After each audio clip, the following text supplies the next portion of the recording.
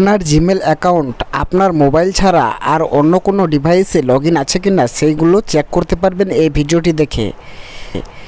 তো আপনার Gmail account যদি অন্য কোনো মোবাইলে লগইন করা থাকে তাহলে আপনার মোবাইল কিন্তু পুরোপুরিভাবে হ্যাক হচ্ছে।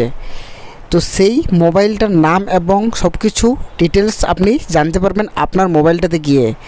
তো চলুন, আপনাকে এটা জানার জন্য আপনাকে জিমেল অপশানে ক্লিক করতে হবে। আর উপরের সাইডে দেখতে পাচ্ছেন রাইট কর্নারে এখানে আপনার জিমেলটা শো করবে। তো ওখানে আপনি একবার ক্লিক করবেন। এই লোগো অপশানটার উপর আপনি সিম্পলি একবার ক্লিক করবেন।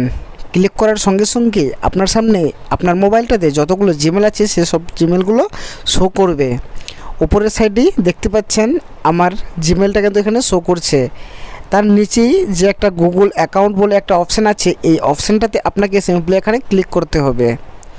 তো চলুন, আমি এখানে ক্লিক করলাম। তারপর আপনার সামনে কিছু এমন ধরনের ইন্টারফেস চলে আসবে। আপনি আপনার জিমেলটা ভালো করে চেক করে নেবেন উপরের সাইডে।